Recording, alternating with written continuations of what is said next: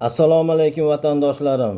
Ushbu murojaatim O'zbekiston Respublikasi Prezidenti Shavkat Miromonovich Mirziyoyevga, O'zbekiston Respublikasi administratsiya rahbari Saida Shavkatovnaga, O'zbekiston Respublikasi prokurori Nigmatullo Yo'ldashevga, Andijon viloyati prokuraturasi men mulkim kreditga qo'yilib, garovga qo'yilib, kredit qoplangan bo'lsa-da, auksion savdolari bo'lib o'tib, noqonuniy tarzda auksion g'olibiga o'tkazib bergan. Mulkim 28.03.2025-yil soat 10 ga auksion belgilangan. Men auksion boshlangunga davr to'la 1 so'migacha qog'izmasdan to'lab bo'lganman. Davlat bojini, ijro yig'imini, kreditni to'liq qoplab bo'lganman.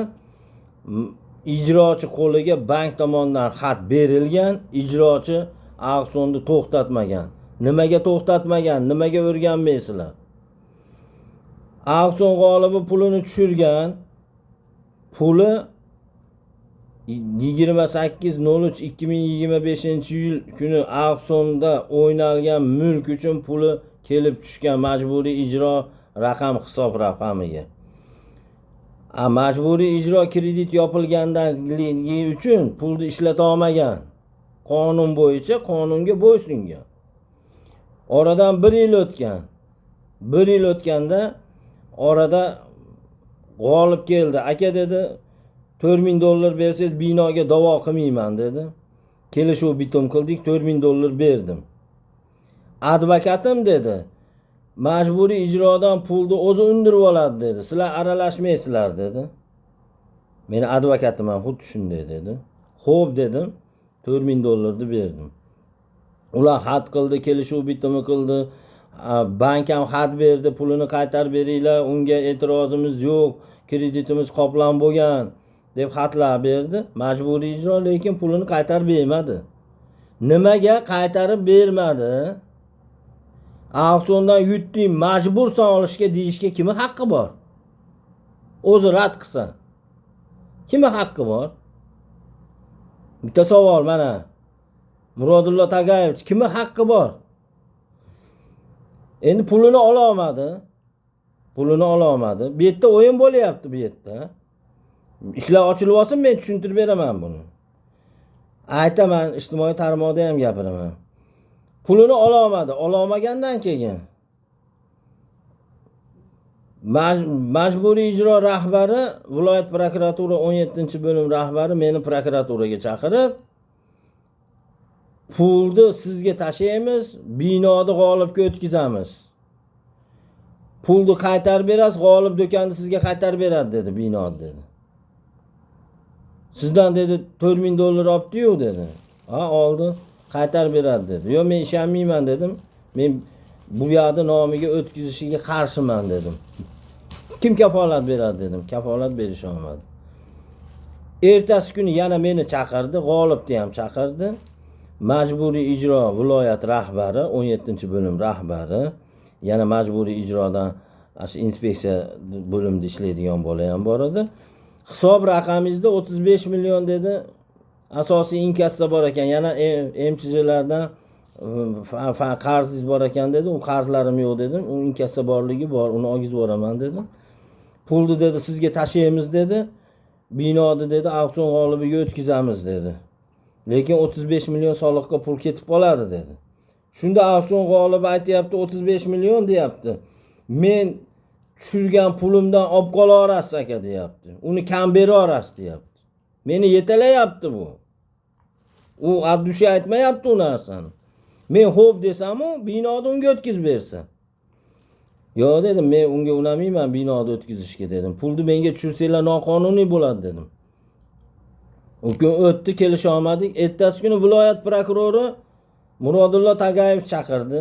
Yonida majburiy ijro rahbari, birinchi o'rinbosari shu qanoti birga o'tirishdi. Mansur aka dedi, binoni sotilib ketmasin, sizga qaytsin deb qilyapmiz. Nima unamayapsiz dedi. Men aytdim, Murodullo Tagayevich dedi, men kredit qoplab bo'lganman dedim. Auksion boshlanmay oldin qoplab bo'lganman. Bu yerda ijrochini o'yini bo'lyapti. O'zingizni xabaringiz bor. Usanov Damir 16-bo'lim rahbari auksion har qanday holatda bo'lib o'tadi degan. Shuning uchun ijrochi yo'qolib qolgan. Shuning uchun auksion savdosi bo'lib o'tgan dedim. Ha, men endi dedi ijrochini chaqirib tergov qilib o'tiraymi? G'olib hozir dedi. G'olibni dedi arizasi men jarima to'layman dedi. Dedi majburiy ijro rahbariga aytdi. Dedi, bankka o'tkazasan pulni dedi. Majburiy ijro rahbari kredit qoplanganda xat berganda yo'qdi. Xati ham ishtim emas dedi. To'g'rilab o'tkazasan dedi. Mansur aka dedi, pul dedi MCizga bankka o'tadi dedi, pulni qaytarib berasiz dedi g'olibga. G'olib sizga binoni qaytarib beradi. Tushundingizmi dedi. Siz nima desangiz xo'p aka dedim. Nima qilay desam ketavering dedi. Ketdim. Oradan 2 kun o'tib turib, 3 kun o'tib turib bankdan telefon qilyapti. Pullar tushdi dedi. Bo'p tushgan bo'lsa viloyat prokurorining topshirig'i dedim. Auksion g'olibiga telefon qildim. Pulingizni olib oling, binoni qaytarib bering dedim. Toshkent dedim, ertaga boraman, indinga boraman deb oldadi. 1-2 kun o'tib yana telefon qildim. Yana bahana qildi. Qachon borishimni bilmayman dedi. Ukangizga davengiz qilib bering dedim. Pulingizni qaytarib oling. To'lama pulim dedi. Pulingiz to'la dedim. Keyin qachon borishimni bilmayman, bu unamadi qisqasi. Keyin Andijonga kelib turib, binoda egasi emchizi ta'sischisi oldiga borib, binoni men dedi mana nomimga o'tkazib oldim. Shaxsan viloyat prokurori o'tkazib berdi. Endi xohlasanglar sotib olasizlar. 140 ming dollarga xaridor bor. 100 ming bersanglar mayli sizlarga beraman dedi. 5 mingni nimaga olgansan o'g'il bola? Va'da qiluvdingmi? Laviz subut bormi? Nima oldayapsan, firibgarlik qilyapsan? Firibgarlik qilib, nomiga o'tkazib olib, 100 ming dollar so'rayapti. Men shu holat bo'yicha viloyat prokurorining oldiga borib, g'olibni binoni nomiga o'tkazib olib qilayotgan harakatini aytganimda, viloyat prokurori majburiy ijro rahbarini, 17-bo'lim rahbarini yoniga chaqirib, Xonoboddagi qabulida kelishtirib qo'ying dedi. Deb turib, Mansur aka dedi, so'ragan pulini berib oling dedi. Buni qanday qabul qilasizlar, hurmatli rahbarlar? Murodullo Tagayevich, o'zingizga ham bu qanday qabul qilasiz shuni? Men sizga nomingizga o'tkazib beradi, pulini qaytarib berasiz desam-u, siz xo'p desiz, keyin u odam kelib sizga pul trebut qilsa nima deysiz? Men o'rnimga o'zingizni qo'yib ko'ring.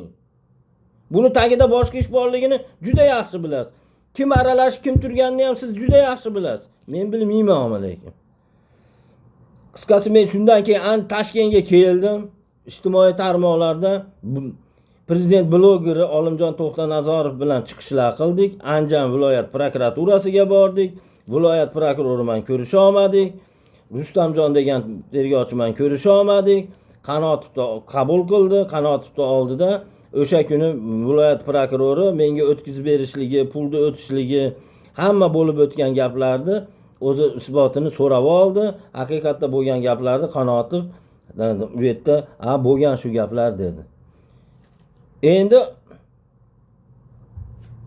soxta hujjat bilan o'tdimi? Men keyin bankni ustidan Respublika banki yozdim. Prokuraturaning javob xatida 16.03.2025-yilda bank xatiga binoan 247 million bank hisob raqamiga o'tgan deyapti. 41 million soliqqa o'tgan deyapti. 502 million MCJ hisob raqamiga o'tgan deyapti. Respublika bank tekshirib 247 million tushgan puli asossiz ravishda tushgan deb topdi buni. Va ushbu pul majburiy ijro hisob raqamiga qaytdi. MCJdagi pul ham qaytdi, mendagi pul ham qaytdi, hamma pul qaytdi. Bino ham joyiga qo'yib beringlar. Murodullo Tagayevich bu holatlarni eshitib turib, auksion g'olibi 50 ming dollar so'raganini bilgandan keyin unga nisbatan firibgarlikka, jinoyat ish qo'zg'atishlikka topshiriq berdi. Jinoyat ish qo'zg'atdi. Mana 10 kundan oshdi. Hali auksion g'olibini chaqirib biroz surishtirgan yo'q. Bundan tashqari auksion g'olibi jinoyat ishi qo'zg'atilganidan xabar bo'lib turib, bugun 1-may kuni binoga borib ijarachilardan menga o'tgan bino mana hujjati deb $300 ijara pulidan olib ketibdi. Bu qonunni mensimaganimi? Jinoyat ishi qo'zg'atilganini mensimaganimi? Hurmatli Murodullo Tagayevich, ushbu holatni eshitayotgan bo'lsangiz, bu narsaga tezda chora ko'rib bering. Iltimos qilaman. E'tiboringlar uchun rahmat.